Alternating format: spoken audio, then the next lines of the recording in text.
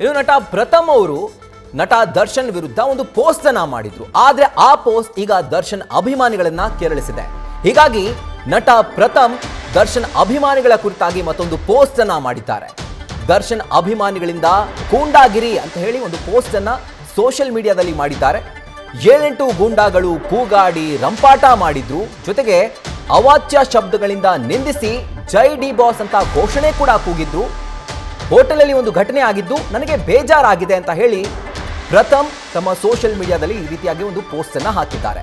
ಆದರೆ ಯಾವುದೇ ಗಲಾಟೆ ಆಗಿಲ್ಲ, ನನ್ನ ಮೇಲೆ ಯಾವುದೇ ರೀತಿಯಾದಂತಹ ದೈಹಿಕ ಹಲ್ಲೆ ಆಗಿಲ್ಲ. ಅದಾದ್ಮೇಲೆ ಗಲಾಟೆ ಮಾಡಿದವರನ್ನ ಬೌನ್ಸರ್ಸ್ ಹೊರಗಡೆ ಹಾಕಿದ್ರು.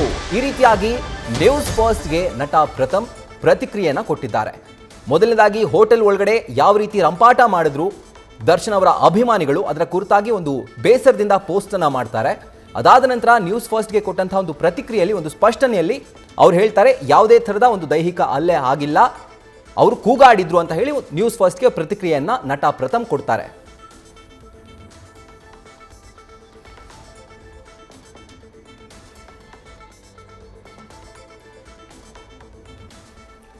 ಸೊ ಯಾವಾಗ ನಟ ದರ್ಶನ್ ಅರೆಸ್ಟ್ ಆಗಿದ್ರು ಆ ಸಂದರ್ಭದಲ್ಲಿ ಅವರ ಅಭಿಮಾನಿಗಳು ಸ್ಟೇಷನ್ನ ಹೊರಗಡೆ ಹಾಗೂ ಅನೇಕ ಭಾಗದಲ್ಲಿ, ರಾಜ್ಯದ ಅನೇಕ ಭಾಗದಲ್ಲಿ ಒಂದು ರೀತಿ ಅತಿರೇಕದ ವರ್ತನೆಯನ್ನ ತೋರ್ತಾ ಇದ್ರು.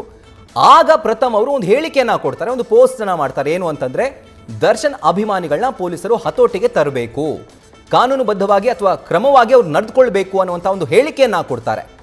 ಯಾವಾಗ ಈ ಹೇಳಿಕೆಯನ್ನ ಅವರು ಕೊಟ್ಟಿದ್ರು, ಇದಾಗಿ ದರ್ಶನ್ ಅವರು ಜೈಲಿಂದ ರಿಲೀಸ್ ಆಗಿದ್ರು ಕೂಡ ಈಗ ಅದನ್ನ ಮನಸ್ಸಲ್ಲಿ ಇಟ್ಕೊಂಡು ದರ್ಶನ್ ಅವರ ಅಭಿಮಾನಿಗಳು ಪ್ರಥಮ್ ಅವರಿದ್ದಂಥ ಹೋಟೆಲ್ಗೆ ನುಗ್ತಾರೆ.